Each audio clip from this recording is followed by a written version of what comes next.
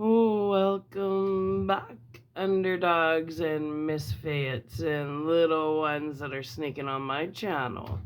All right, so we're getting into the book Mask. I'm trying to not get the shadow because I just rearranged my YouTube recording little studio, and I gotta get my lighting, my sound. So bear with me here. This is leaving quite the shadow.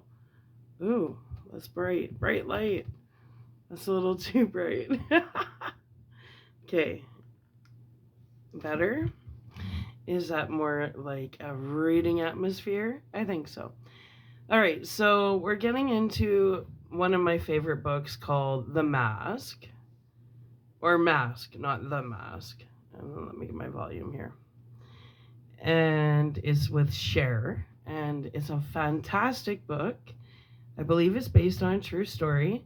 I just ordered the movie in. I haven't watched the movie in a few years. But we're going to read the book first, and then I'm going to watch the movie, and I'm going to take notes, and then I'll do a comparison. Because I haven't done that with this book like back to back, and I'd like to, because this is a book that I've read probably 10 times in my life. It's a short book, so let's get into it. Mask, Chapter 1. September the 1st of 1977 was the first day of new student registration at North Avenue Junior High in Azusa, California. And at 8:25 that morning, Rocky Dennis was rushing around his room getting dressed. The small room looked much the same as any 15-year-old boy's. It wasn't quite finished. They'd only moved into the house 2 weeks ago, but the major items were in place. Most of the wall space was covered with posters, including a new one of Bruce Springsteen, and various pictures of Harley-Davidson motorcycles in action. Above the dresser was a large colored map of Europe that Rocky had cut from a Randy McNally atlas and pasted on a square of heavy cardboard. He'd drawn arrows on the map pointing to the cities he particularly wanted to see. Last, but most important of all, was a new brown cork bulletin board on the wall that was intended exclusively for his special card collection of the 1955 Brooklyn Dodgers, the team his grandfather and other experts believed to be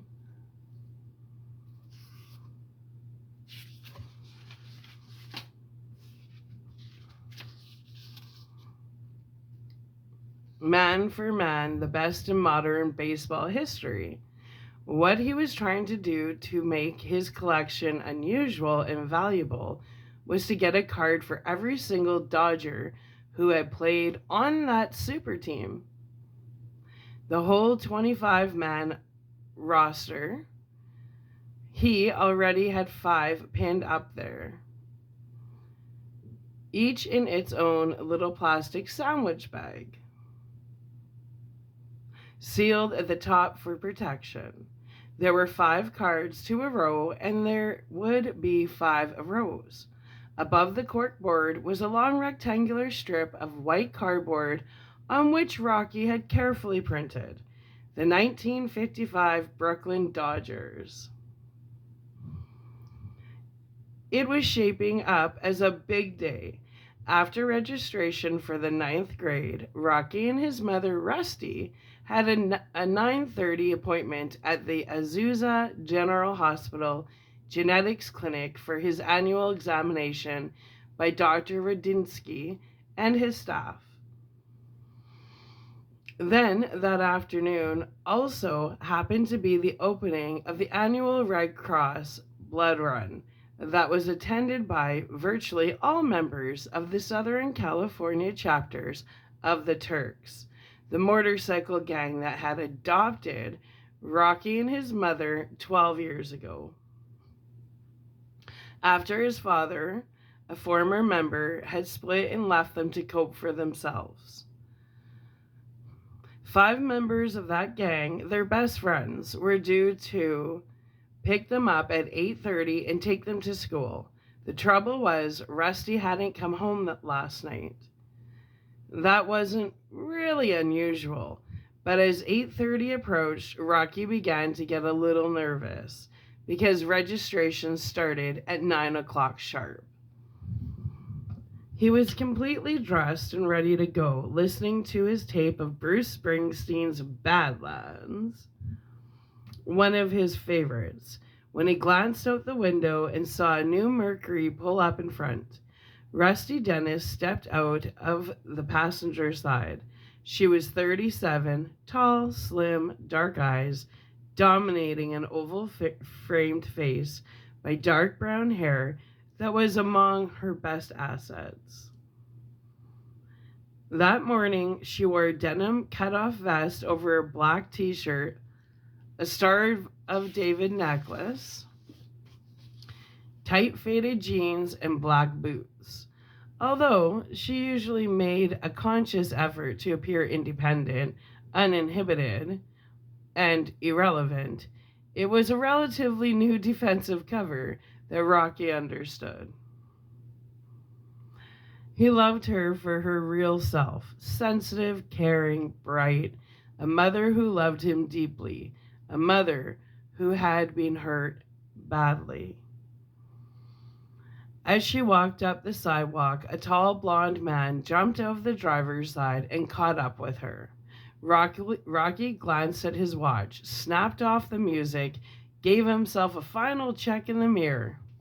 The dark eyes that looked back at him were small and extremely wide set, lids drooping slightly, the head and face were enormous, the nose bridge non-existent. To strangers, he seemed to be wearing a bizarre mask. The condition was called cranial diaphysia. I can't pronounce this word. Cranial, diaphyseal dysplasia, an abnormal thickening of the skull caused by recessive genes contributed by both parents. It was extraordinarily rare, one in about 22 million births.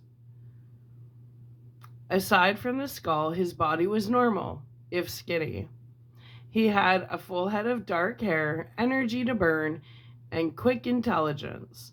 That morning, he wore his best denim jacket, a new navy blue t-shirt, Levi's, and blue Adidas sneakers with white stripes.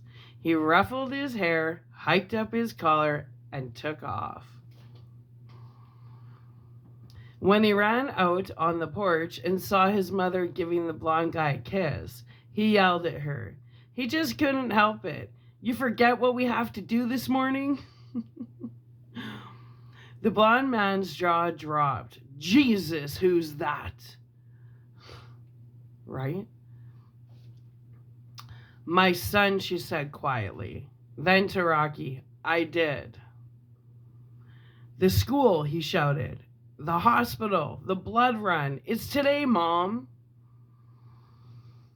Oh no, she ran for the porch and the man was right on her tail. She whispered something and waved him off, but he kept up with her. Finally, she turned and tried to escort him back to the car, speaking softly.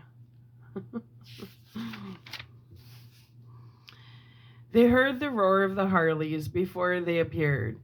You couldn't mistake that sound. Then all 5 flashed around the corner in the sun, revving down and turned into the driveway.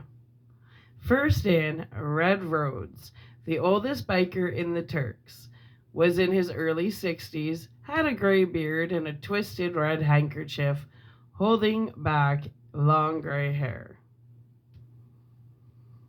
The second biker was dwarfed by the nearly 300-pound bulk of Bulldozer Higgins, better known as Dozer. Rocky felt especially close to him.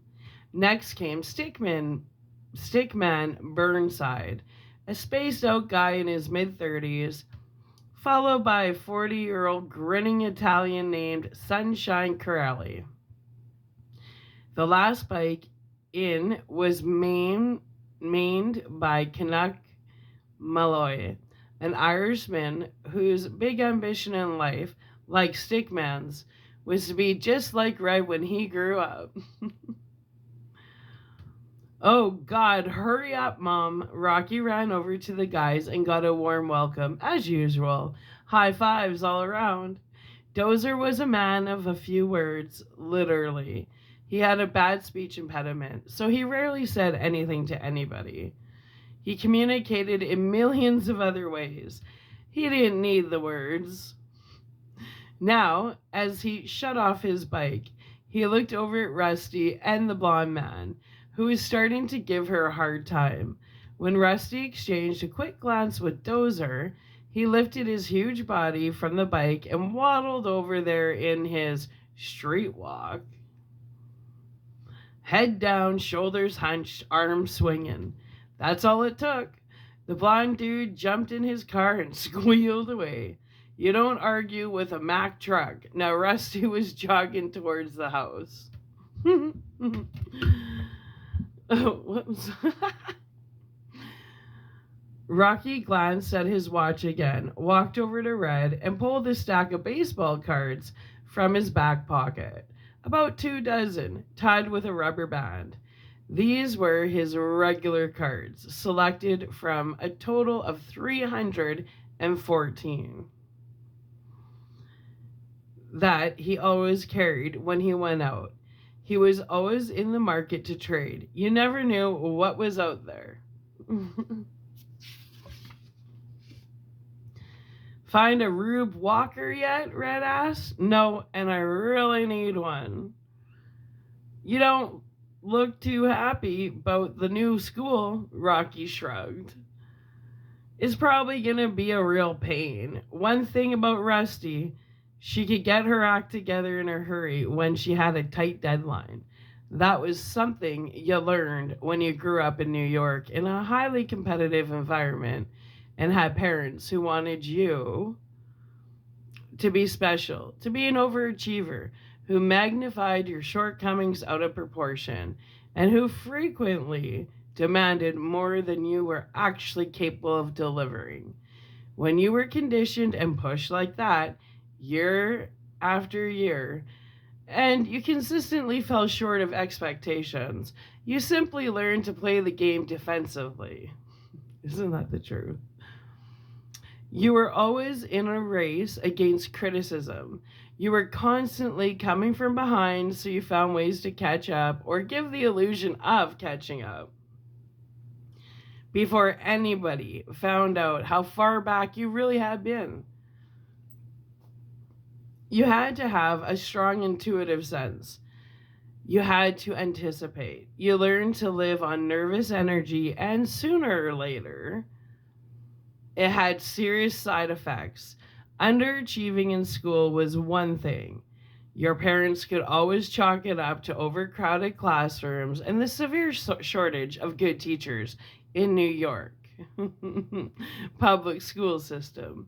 Underachieving in the pursuit of a career was something else, not so easily explained away by parents who were disappointed, bewildered, and even embarrassed by your apparent indifference and at times defiance towards conventional corporate ladder climbing techniques. Right.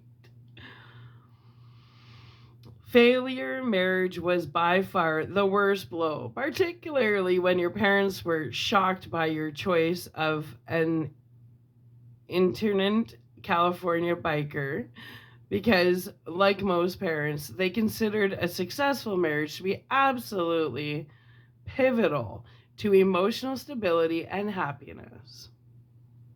Today, Rusty was about as far from emotional stability or happiness as she'd been in years, but she could still get her act together fast when she needed to. Less than 2 minutes after running into the house, she bolted out the front door wearing a different t shirt and drinking one of her health food concoctions from the blender. She chugged the last few swallows, left the blender on the porch, and ran towards them, tucking in her t shirt. Have you got the lease? Rocky yelled. I got everything else. Lease. Her long hair swirled as she did a fast about face and sprinted back into the house, still in a race, still coming from behind, still trying to catch up. The 5 Harleys roared into North Avenue Junior High about 5 after 9. Not too bad. Red, with Rusty leaning against the sissy bar, pulled her bike under a marquee that read Marquee? Marquee, that read 1977 to 78. Student registration, September the 1st to the 5th. Dozer, with Rocky barely fitting behind him, swerved into place next to Red. Stickman, Canuck, and Sunshine arrived in behind. Rusty and Rocky jumped off, ran up the steps, and through the big front door. As they hurried down the long locker-lined hall toward the office, they had to pass 5 kids about Rocky's age who hovered like pilot fish around the obvious leader of the group, a real Californian golden boy type, tall, lean, handsome, well-dressed, squeaky clean. The kids stopped talking and stared openly at Rocky. Golden Boy leaned out from the group and spoke to Rocky softly and quite seriously. You better take off that mask before you go in there. Mr. Sims got the sense of humor of a frog. When you've heard variations on that general theme as often as Rocky had in his life, you learn that the kindest thing you can do for all concerned is to make no response. At all. Rusty didn't always agree with that philosophy, but this time she went along. They walked silently past the kids and into the office. It was a relatively small rectangular room, the office part separated by a long steel counter. The school secretary, who looked to be a no-nonsense woman in her 60s, sat behind the counter, attending to the registration of a new student accompanied by his mother.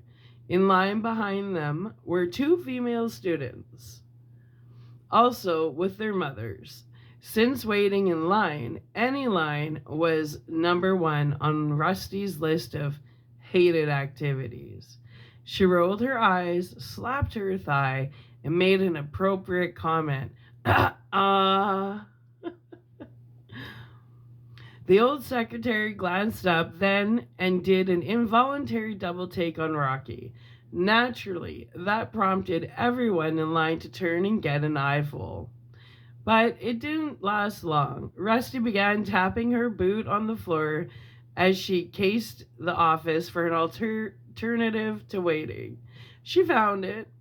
An open door to the far right of the counter with a sign over it. Mr. Sims, Principal. She grabbed Rocky's hand and headed straight for it, ignoring the sharp protest from the secretary. When they entered, Mr. Sims glanced up from his papers and did the classic double take, but first at Rusty. When his eyes darted to Rocky over his Ben Franklin glasses, he winced, and then recovered quickly, clearing his throat. Rusty stood directly in front of him, her thighs touching his desk. I'm here to register my son for the 9th grade. I don't have time to wait in line. Mr. Sims, a severe-looking man in his mid-50s, wearing a dark gray pinstripe suit, cleared his throat again. I think you've made a mistake, Mrs.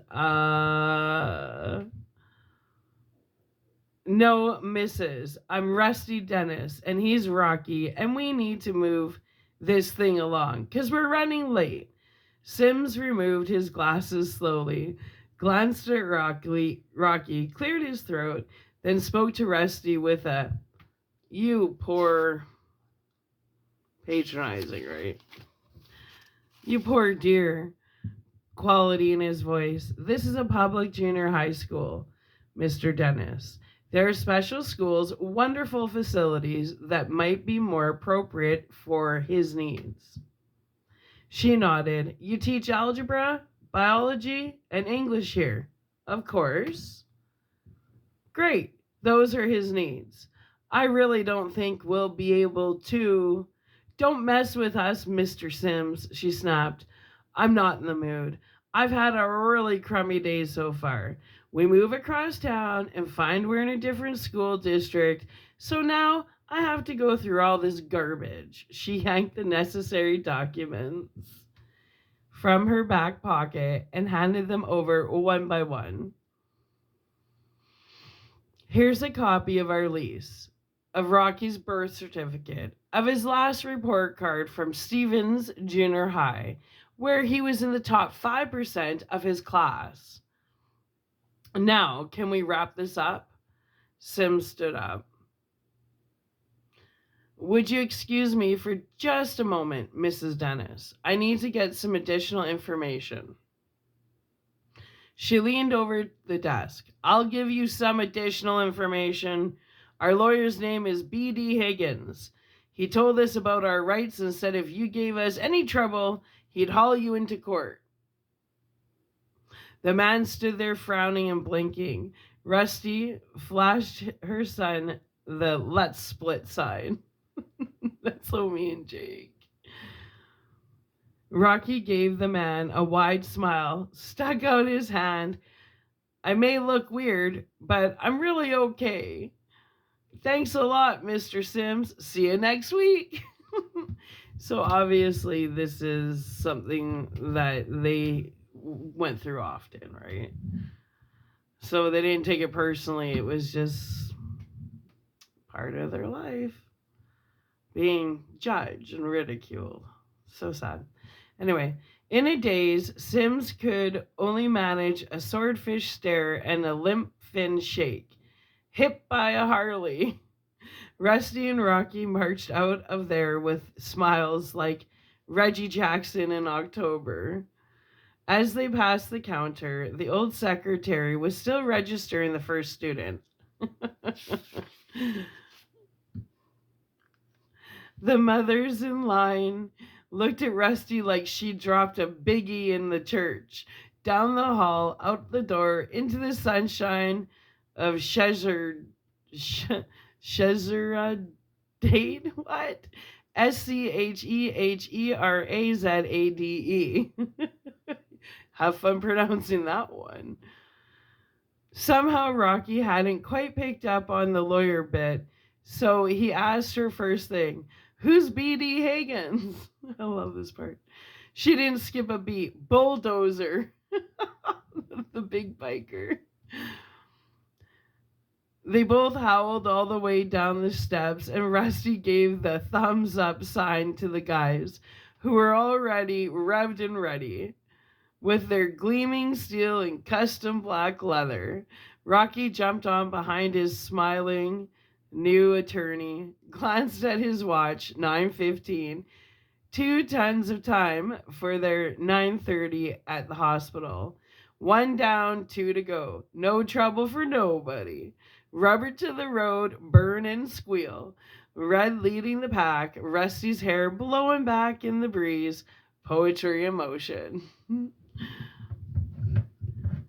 The observation room at the genetics clinic reminded Rocky of a police lineup rooms he'd seen on TV.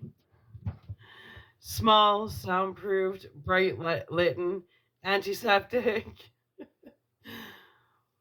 Suspects would stand against a wall marked with height measurements and look straight ahead at a mirror that was a one-way glass window.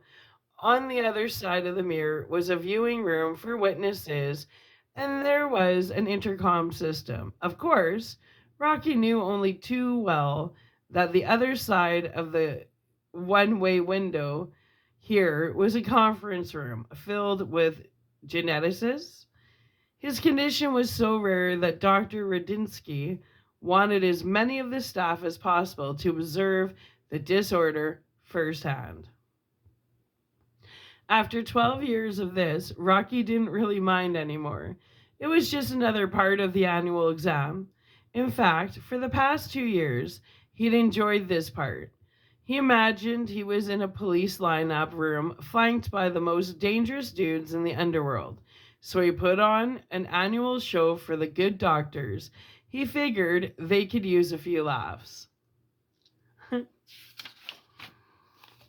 This time, wearing the standard hospital gown, he decided to open the game by throwing them a change up to keep them off balance. He stood at strict attention, head up, arms rigid at his sides, motionless as a mannequin. Only his eyes moved as he pretended he could see every doctor in the room. Click! The intercom came on, and he heard the authoritative voice of Dr. Carl Vinton. You can relax now, Rocky. Click! Instantly, he went limp as a rag doll in the hands of a spastic child, bones melting to jelly before their very eyes. Then it was a natural sag into gyrating rhythms of hard rock. Next, just as suddenly, he was being strangled from behind by an unseen assailant. His hands clutched his throat. He gasped for breath. His eyes bulged like Phyllis Diller in too tight pantyhose. Then he turned his back to the window, wrapped his hands around his shoulders so that he appeared to be hugging and being fondled by an unseen lover who may or may not have been the unseen strangler. So he was joking around, like pretending, playing around with them, right? Because they all loved Rocky. He had a really good sense of humor. You'll learn that through the story. In the conference room, unheard by Rocky, Dr. Vinton, the recently appointed head of the genetics department, was grandstanding and directing his remarks to Dr. Henry Radinsky, who sat at the far end of the table. Vinton was in his late 40s, a man with a slight weight problem, whose rimless glasses invested his face with a severe expression. He spoke in a low monotone. Rocky Dennis is 15 years old. His condition was diagnosed at age 3 as cranial diaphyseal dysplasia. This disorder is not the result of any teratogen ingested by either parent, but rather two recessive genes contributed by both the mother and father. It's extremely rare. One in approximately 22 million births. Life expectancy is usually 6 years. Deaths result from the pressure of the thickening cranium on the brain and spinal cord. He leaned forward, pressed a button on the intercom. Could you turn profile for us, Rocky? The hands of Rocky's mysterious lover slid off his shoulders as he did a smart military half-turn to give them his best side. From that angle, his face looked completely flat. Dr. Vinton continued in the same monotone. This disorder was first described as lionitis, meaning look of the lion. This is demonstrated by the markedly flat nose bridge. Plastic surgery is not an option for this patient because his skull has not stopped thickening. Mental capacity is normal.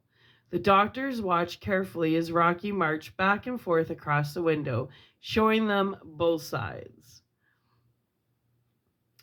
Mr. Radinsky stood up then, a tall man in his early 70s with gray-white hair, a high forehead, and deep-set brown eyes. that always seemed to sparkle when he looked at Rocky. He was generally recognized as the foremost authority in the country on clinical genetics, and he was making his yearly visit to the hospital. He smiled, shook his head, and spoke quietly. We should all have Rocky Dennis's mental capacity and be as well adjusted. What you see is Rocky's yearly performance. It's done for you, new doctors, just to throw you off balance a little. He does a real good job, doesn't he? He nodded to Dr. Vinton, because he entertains them, right? Vinton switched on the intercom. Come in now, Rocky. Rocky pretended he was being dragged out of the room. One of the young residents addressed Dr. Radinsky. His mother brought him in today. Where's the father? He left some years ago, Radinsky said softly. There's no contact with either the boy or his mother. Yeah. Before opening the door to the conference room, Rocky made a conscious effort to get at least halfway serious about all this. He didn't want any of the young doctors to get the idea that he was a head case on top of everything else. And he wanted to be at his best for Dr. Radinsky. When he came in, he was ushered to a chair at the head of the table. Rocky, I'm Dr. Vinton, and you've met Dr. Radinsky before, haven't you? Sure, he smiled, looking at the old doctor. You stopped by to see only the real good stuff, right? Radinsky nodded, smiled, walked over to Rocky, and sat on the edge of the table. How are you feeling? Fine, Dr. Radinsky. How about you? He flip-flopped his hand in a so-so gesture. Rocky, what's your understanding of cranial dysplasia?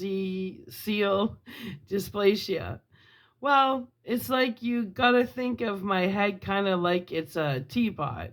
Now, if it's a bum pot, it starts building up deposits on the inside. That's my head.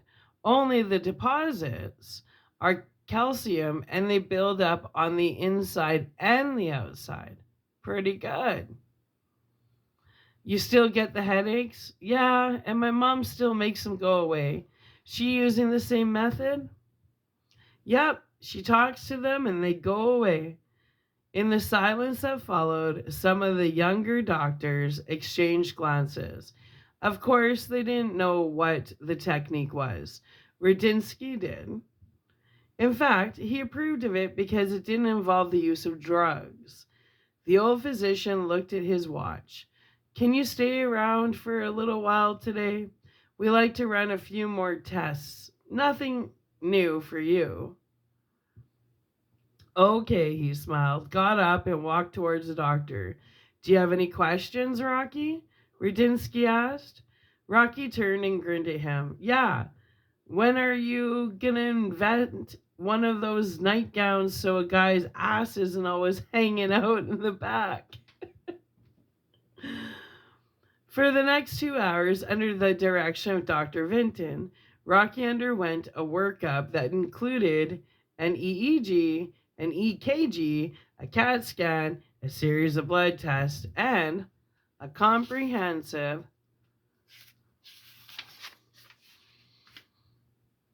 neurological examination that required almost an hour in itself.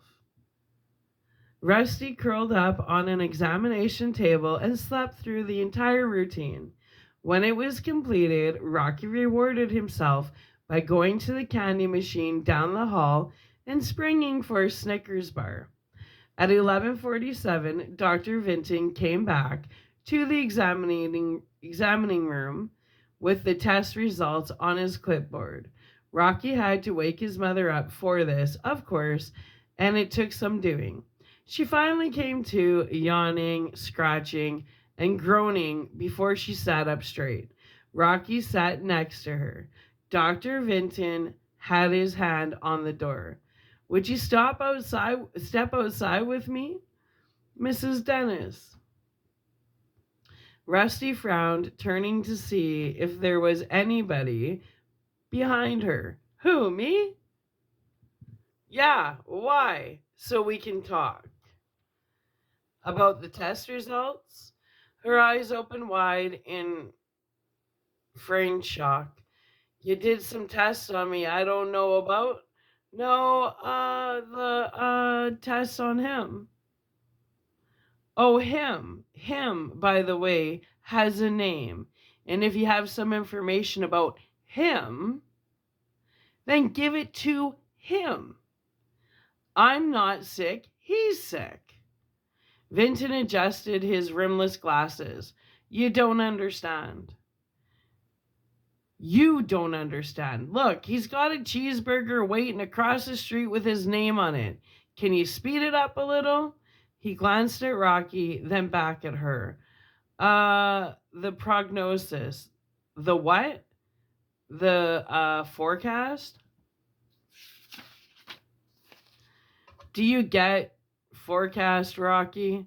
Rocky was enjoying this. Undoubtedly. Now Vinton retreated to the chart for help, frowning, trying to state it as painlessly as possible. The forecast is not good. We feel that the life expectancy for... She turned to Rocky fast. Do you get life expectancy? He tried to underplay it. God, Mom, I'm not a little kid, you know. It means how long before I die?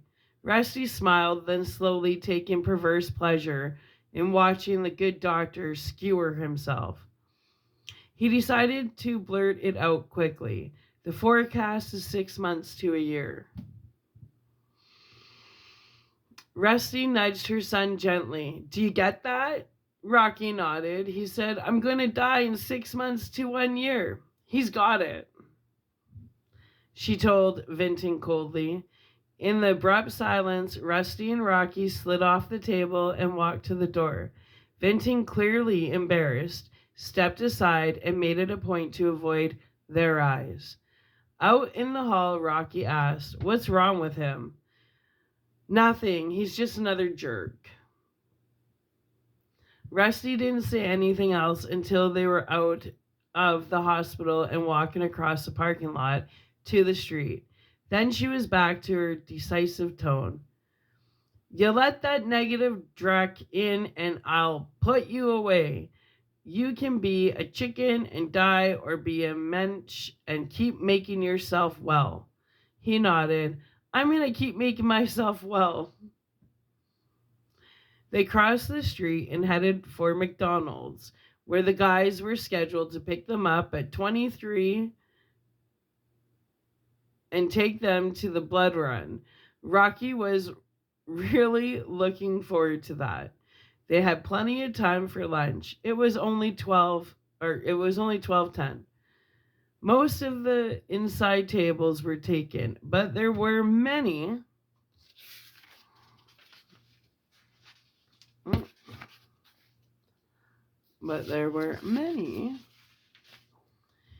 empty ones outside on the patio. Luckily, the lines inside were short and moving fast. When they got up to the counter, the kid taking the orders glanced up at Rocky and seemed to freeze on the spot. Hold on. Okay. Rusty motioned for him to lean close to her. When he did, she zapped him with one of her favorite lines, but she did it softly and she was smiling. Hey, haven't you ever seen anybody from the planet Vulturn before? Beep, beep, beep, beep. Give us a couple cheeseburgers, some fries, and a chocolate shake. The kid got his act together in a hurry and went back for the order. Rocky kept his voice low. I wish you wouldn't do that. What? She shrugged, made him stop, didn't it? When they received the order and paid the kid, they went out on the patio and found a table with a good view of the main drag so they could spot the Turks when they pulled in. It was pleasant out there, sunny and warm, and Rocky was really hungry after the hospital routine. He wolfed the first burger in 5 bites, then drained half the shake. On the next one, he was much more nonchalant, taking at least 7 or 8 bites. He washed the burger down with the other half of the shake before he started on the fries. Rusty was taking it all in from the corner of her eye. She shook her head slowly, lit up a cigarette, sucked it in a lungful of smoke, and talked as she exhaled. I must be nuts to let you put that garbage in your body. He glanced at her cigarette and gave her a look. The irony wasn't lost on her.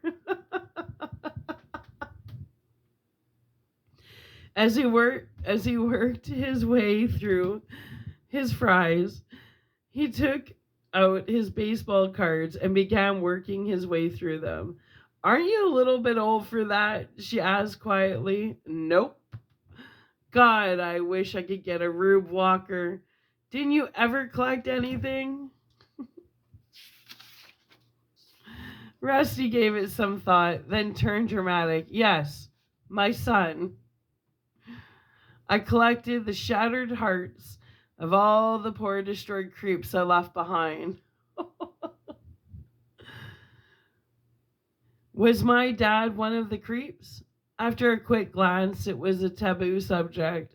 She took a pull on the cigarette and flicked the ashes. No, your old man wasn't a bad dude. Since he'd managed to bring up the subject without too much sweat, Rocky decided to push his luck a little. But she read his face. Don't start. I know those conversations. He shrugged, made a face, and went back to the fries. He loved you a lot, she said softly. He didn't leave you, he left me. Got it? Rocky grinned and chanced another one. How about Gar? As usual, there was a sharp look at the mention of his name. Well, he said, how many poor destroyed creeps were there? How many cards you got? 314? About the same. Rocky laughed out loud at that one. Sometimes she can be razor sharp even after an all-nighter. Less than a minute later, they heard the roar and blast of the Harleys, looked out and saw all 5 flash past and squeal into the parking lot. They both jumped up and waved, then took off running. Rusty gave Red a big kiss and hug as she climbed on. Dozer laid a hard high five on Rocky, and they were moving out in a matter of seconds, with virtually every eye in McDonald's glued to them. The sound alone assured that traffic was light, so when they hit a red light up at the next corner, they swung in 5 abreast, revving in rhythm, separated by inches. Red and Rusty, Dozer and Rocky, Stickman, Sunshine, and Canuck. Rusty flashed her son a special look, laughed, then launched into one of their favorite duets. Shaboom, shaboom. Now Rocky. Ya da da da da da da. Shaboom, shaboom. Ya da da da da da da. The light turned green, burning, squealing, smoking. The Harleys moved out in a deafening roar, with Rusty and Rocky shouting the words now. Life could be a dream if I could take you up in a paradise above. There were times like that, moments, hours, occasionally even days, when Rusty felt almost as spontaneous, crazy, and carefree as a kid again. Times when she really liked herself. times when she wasn't playing the defensive game, times when she wasn't recriminating herself for seeming to drift along aimlessly, times when she wasn't blaming someone, at least on a subconscious level. Her parents, her ex-husband, even Rocky, for depriving her of the freedom she needed to find herself, to be herself, for preventing her from realizing the very real potential she always had and still did have, for reinforcing her feelings of inadequacy and frustration and helplessness. And those were the times when she could feel almost euphoric without resorting to chemicals of any kind. The problem was, those moments, hours, days were becoming far less frequent over the past few years. When Rocky's condition was diagnosed in 1965 at age 3, and her husband split, she began drinking fairly heavily for the first time in her life. She was only 24 then. She smoked pot in her late teens, the same as everyone else. Peer pressure, but not all that much. And the stuff she smoked was so cut by the time she got it that it was like nothing anyway. B-bag. She'd smoked stronger stuff with the Turks before and after Rocky was born, but it was really a social amenity back then. She could honestly take it or leave it, but the heavy drinking was the real catalyst for what was to follow. Vodka was her drink. Straight vodka on the rocks. No taste at all. Least fattening of all hard liquors. And when you took the first swallow, your body shivered. It was that strong. 15-20 minutes later, after it was absorbed into the bloodstream, you began feeling nice and high. Happy at first, less inhibited, laughing, friendly, confident. Confident, almost the same sensation that makes cocaine so popular. Confidence personified. That's after the first drink. Some people can stop after that, or maybe one, but a lot of people can't. Won't at first, like it was with Rusty.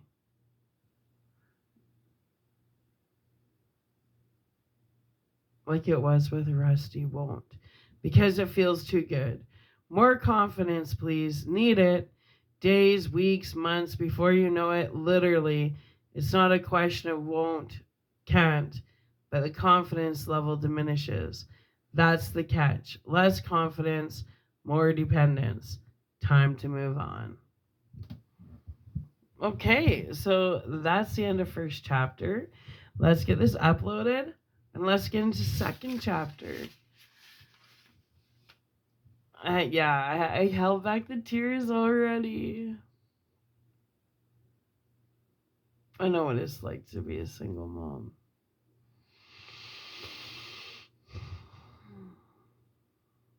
Okay, let's get this uploaded, and then we're going to get into chapter 2 of Mask with Cher. Okay, I love you, misfits and underdogs.